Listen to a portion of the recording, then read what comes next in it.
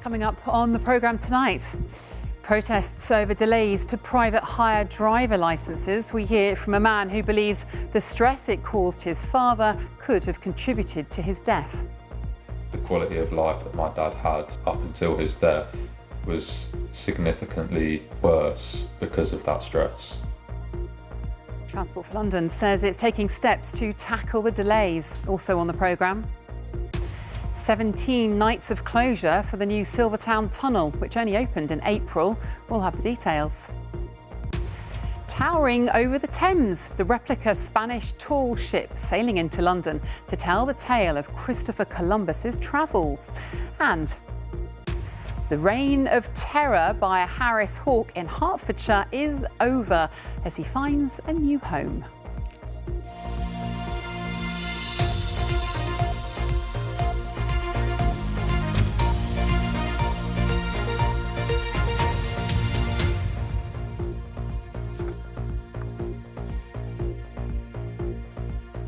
Good evening and welcome to the programme. First tonight, the delays hundreds of private hire drivers are experiencing trying to renew their licences.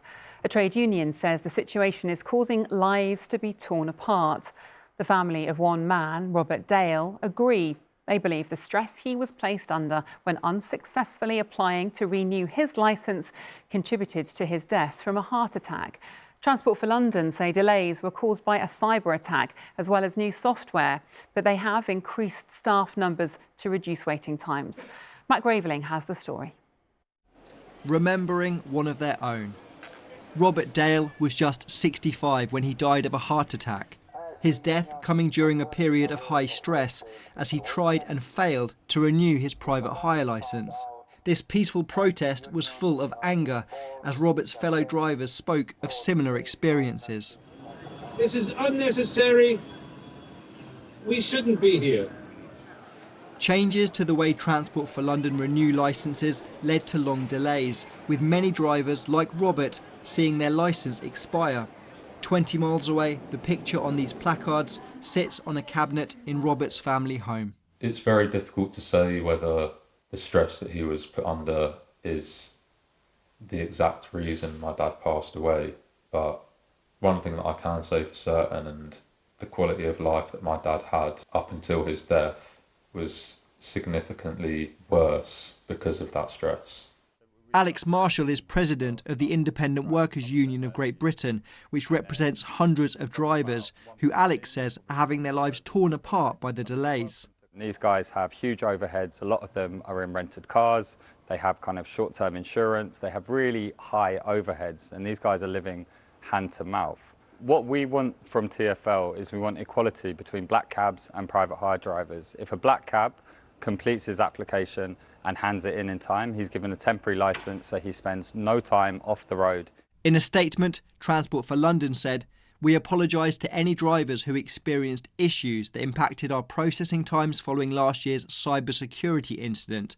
Following the incident, we had to adapt our usual processes considerably.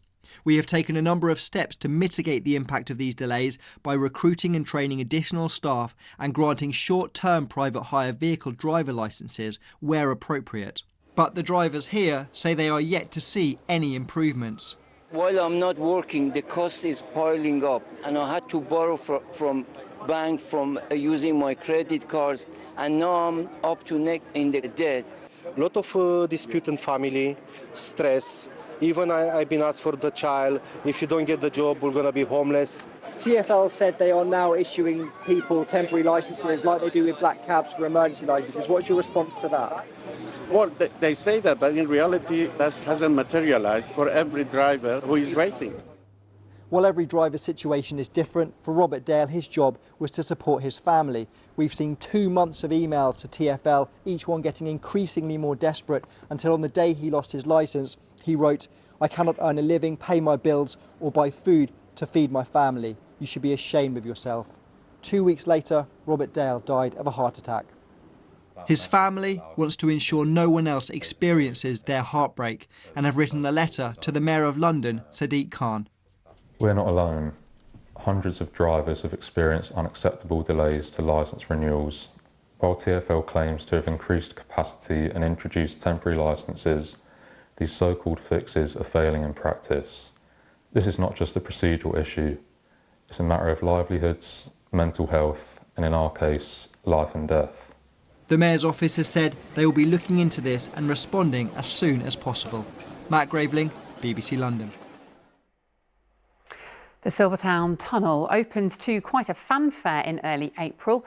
The £2 billion crossing connects Greenwich to Newham under the River Thames.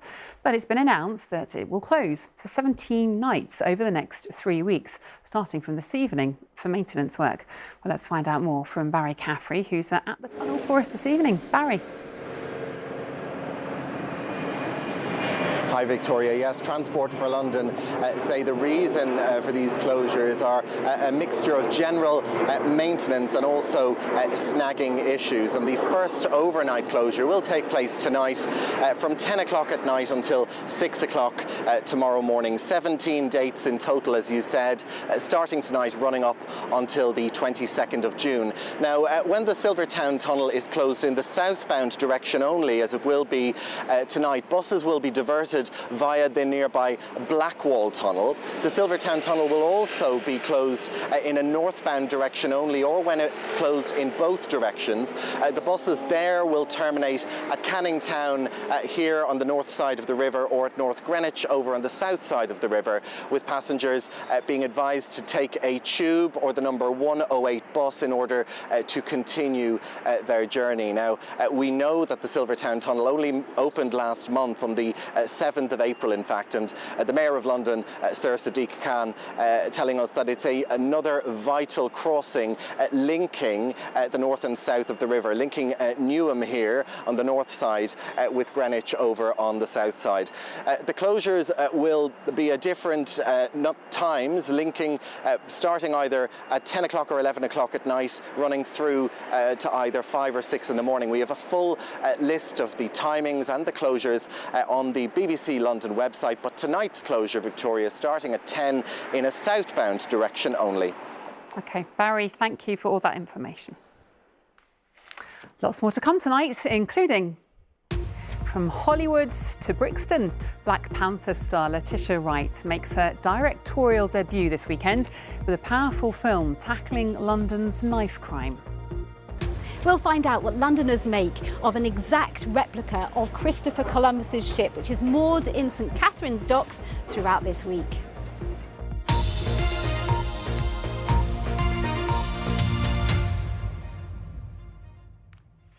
Now, a Harris hawk that terrorised residents of a village in Hertfordshire for weeks has a new home.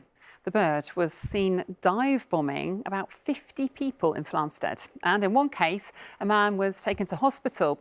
But the hawk, nicknamed Bomber Harris, was captured by a local falconer, and the story does have a happy ending, as Lee Milner reports. For more than a month, he terrorised the village of Flamstead in Hertfordshire. So much so, he was nicknamed Bomber Harris for his dive-bombing attacks on about 50 people. His victims, mainly tall men. Suddenly, whack on the back of my head. Had no idea where it came from. A couple of days later, I realised that my CCTV had caught the hawk diving down. The attacks became more serious when an elderly man had to be treated in hospital after the bird drew blood during a particularly vicious incident. Fortunately, the Harris hawk was eventually captured, fittingly by a Mr. Harris in his back garden, and has since been handed over to local falconer Wayne Housden. He's calmed down so much now. He's silly now. You can touch him, you can do what you like with him now. He just nibbles me hand all the time. Yeah, he's not going nowhere. I've had a long chat with my wife, and my wife said keep him. It's thought that the hawk, a non-native South American species, was likely a captive bred bird that had lost its falconer. You'll drop it, you ain't got your foot on it. Wayne says so far he hasn't been contacted by anyone claiming to be its owner. So why was Bomber attacking so many people? 2 or 3 things that was going on in his head. He was getting territorial over Steve's garden. He was hormonal because he was coming into the breeding age, and he's an imprint. So all them 3 things going on in his head played a big part in what he was doing. Wayne says with lots of training, he hopes to be able to let Bomber fly loose in the autumn, but maybe not over Flamstead. Lee Milner, BBC London. Right, a look at some of today's other news stories now, including some breaking news just over an hour ago. A security guard at Heaven nightclub has been found not guilty of raping a 19-year-old woman in his car during a shift at the venue. Morenikeji Adewole from Dartford had been charged with raping the woman near the club in the back seat of the car while she was drunk in the early hours of the 1st of November last year. A search is underway for a girl after she entered the water in Gravesend. Emergency crews were called this afternoon after 2 children went into the water near Royal Terrace Pier.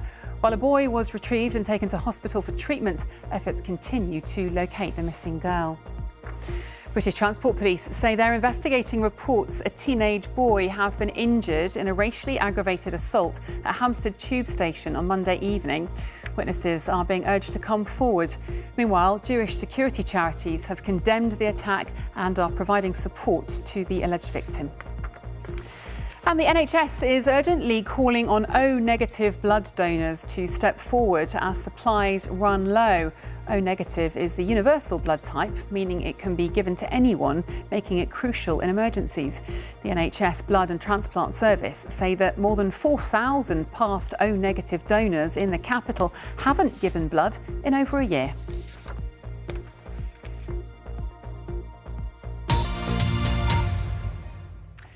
Now, have a look at this.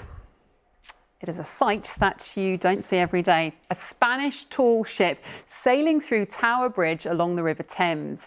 The Nao Santa Maria is an exact replica of Christopher Columbus's flagship, which he famously sailed across the Atlantic in to explore America. She's moored in London for the next 12 days and already started welcoming visitors on board. And Wendy Hurrell has been along with them. So after her sojourn along the Thames, this tall ship is now moored at St Catherine's docks. She set sail from Huelva on the south coast of Spain in 2018 and has been touring the world ever since.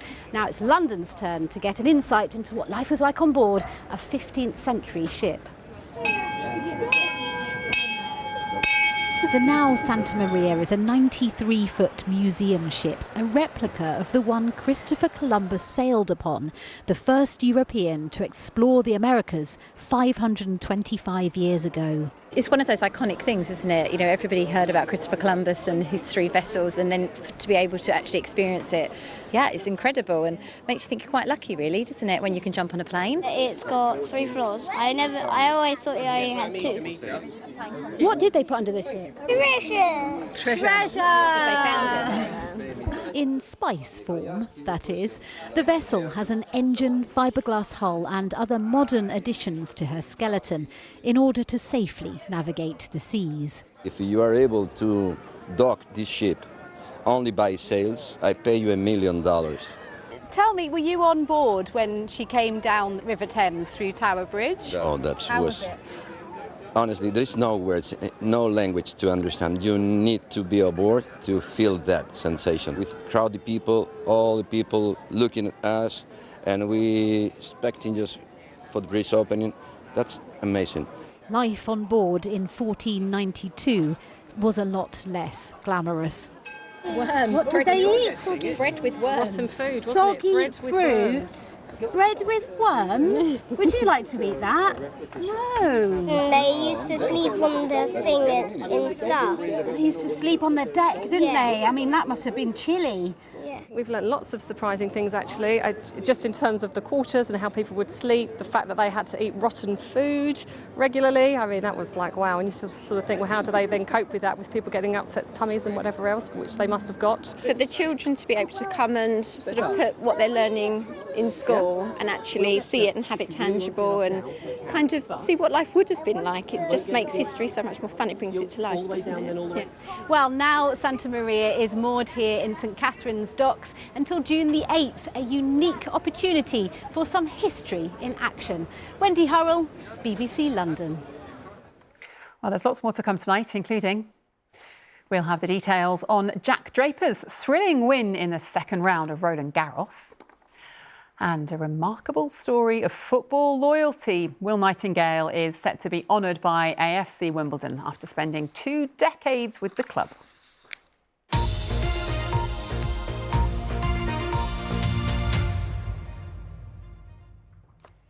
Now, the South London Film Festival returns this weekend, and one person looking to make their mark is actress Letitia Wright. The Londoner is known for starring in Hollywood blockbusters, including Black Panther, but now she's flexing a different muscle to highlight an issue that's close to her heart. Michael Mackenzie has more. Letitia Wright shot to fame in the Marvel franchise of Black Panther. Only the most broken people. Now the Londoner is making her directorial debut this weekend. Can be great leaders. So Letitia, congratulations, director debut. How do you feel? I feel really proud, relieved actually. It's been such a long process, about 2 years, actually since 2020 I was writing this project, and then just feeling brave enough to step into that director's chair. I'm Khalil, this Dayton. What up? And this Knuckleheads Jr. What was it like to step into that director's shoes? It was absolutely scary, but I surrounded myself with great people who understood the journey that I was taking, this beginner's journey, so to say, and they would just basically protect me with their talents and their years of experience and teach me. The film's a personal journey about loss and touches on London's knife crime. You're gonna make it. We're all gonna make it to the other side. A fantasy drama following these boys after their lives have been taken away and into this world called the in-between, between heaven and earth, and that's the place that they kind of have brotherhood and they kind of meet each other. I wanted to, in my own way, write a love letter to them to show them how important they are, because I just couldn't understand how these beautiful spirits, these beautiful souls, not perfect, but they're not here anymore. And I just wanted to write something to reflect how I was feeling. And for the actress, will she be returning to the Black Panther franchise? Absolutely, yes. I don't know when, though, because we're busy with Avengers right now, which I literally just came off filming last night. Letitia Wright talking to Mike Mackenzie there. Now, sewing can be a useful skill, and a programme to teach women to make alterations and the basics of tailoring has led to a number of them becoming professional seamstresses. The social enterprise Kundakala aims to upskill women from lower income backgrounds, and Alice Bandakravi went to find out the many ways its participants in Holloway have been benefiting. So today we're going to be making a pillowcase. Some of you have already finished it, so learning how to make and mend. These are some of the 70 women across 4 London boroughs who've enrolled on a Kundakala programme learning how to sew. But it's about more than just a useful pastime. It's about upskilling to save money, reduce debt, and possibly even generate an income. And as the founder explained, it's particularly, but not exclusively, aimed at women from diverse backgrounds. Some women from some ethnic minority backgrounds have very fixed traditional roles in the household unit, and the women are the main caregivers, not just for children but for older members of the family. And it would need to have some kind of skill that they could do at home. So I thought of tailoring. Maggie says she's been working with Kundakala for 2 years and it's really been worth it. Now I can do 2 bags and sell them. I put some on the online. I can do makeup bags, I sell them. I can do repairs. Sometimes the people call me, Maggie, we have long curtains. Can you shorten them? I say yes. Then I charge them and I have money in my pocket. Scotland's missing a button. Love sewing, but I didn't actually know how to do it. So the idea of getting to make my own clothes or making clothes for my children was very important for me. So far I've made him a hat and a pillow and a matching romper to sleep in. So do you think it will save you money? Yes, I think it will. Because, for example, cushions, curtains, things like that, and making your own clothes also will help you save money. As well as funding, Kundakala would like to hear from offices and workplaces which need alteration services for the growing number of skilled women who are stitching their way to success. Alice Bandukrawi, BBC London. Yes, now, and Londoner Jack Draper is through to the next round of the French Open after a thrilling match last night. In fact, his victory ensured there will be 3 British men in the third round for the first time in nearly 60 years. Emily Herbert reports. BBC London has been following Jack's journey. We met him 7 years ago when he was training with his brother at Parkside School in Cobham. His mum, Nikki, had every faith in him. He grew very late, actually. My oldest son, when he left the school, he was 13, he was the tallest boy in the year. He's 6'5". Jack was nowhere near the tallest, and he's turned out at 6'4". So I always just say, I'm a very good cook and it's down to me. His mum may serve exceptional food, but when we caught up with him last year, it's his grandmother he credits for giving him an advantage in the sport. Her love for the game, really, she passed that on through the generations. And so when I was younger, it wasn't just my parents who were taking me to tennis tournaments, it was my grandparents. I recognise that I've been incredibly fortunate to have their wisdom and their love throughout the years.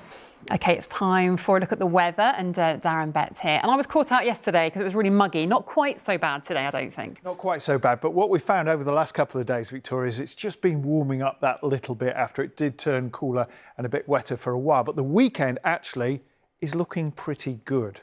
So make the most of this weekend if you are going to be out and about. Still going to feel quite warm for tomorrow. Temperatures may be higher than today. I think on Sunday it will be a bit cooler and fresher, but it's still going to be dry. It's been dry today. We've had some cloud. We started off quite sunny, then the cloud bubbled up, didn't give any showers. Has been some showers in the Midlands, but those are dying away and they're not going to be heading our way. So what we're tending to find is as temperatures drop a little bit, all this cloud that bubbled up as temperatures rose during the day, the cloud just sort of melts away a bit. So we're going to have largely clear skies, I think, overnight, and the winds will be quite light as well. Now, temperatures are going to be similar to what we had last night, so it is going to be quite a warm night. Temperatures starting at 14 first thing in the morning tomorrow. Now, there will be a bit of cloud around, and we may well find some of that developing again, a bit like today, but it looks like it is going to be a dry day. The winds will be quite light. It's going to feel quite warm, and temperatures are going to be higher than today. So we're looking at, instead of 24 degrees, up to 26 Celsius, I think. That's our top temperature for Saturday afternoon. That's the last day of meteorological spring, and the warmth comes ahead of this weather front here. That's going to sweep through, but it's not going to give us any rain. It will introduce cooler and fresher air for the first day of June, the first day of meteorological summer. Now, it looks like it's going to be dry on Sunday, and probably a breezier day, I suspect. It will be a cooler and fresher breeze, but a dry day with some spells of sunshine, just not quite as warm. So temperatures will be a few degrees lower, looking at a pleasant enough 21 Celsius. And I think we'll see similar temperatures on Monday. But then after a dry start to next week, we're going to be dominated by low pressure for much of the week ahead, and that means the weather is going to be turning more unsettled. So make the most of the warmth while it's there this weekend, a good-looking weekend. As we head into next week, well, we've got a ridge of high pressure on Monday, keeping it dry. But after that, it's going to be low pressure that dominates, so some stronger winds, some cooler weather, and some showers as well. Back to you. Better brush off the barbecue for Saturday. Thank you very much. OK, that's about it from me. I'll be here later with our 10:30 programme. You can catch up with all the day's stories on our website, including the exceptionally rare diamond tiara up for auction in London. But for now, from all of us here on the team, whatever you're doing, do enjoy your evening. Bye-bye.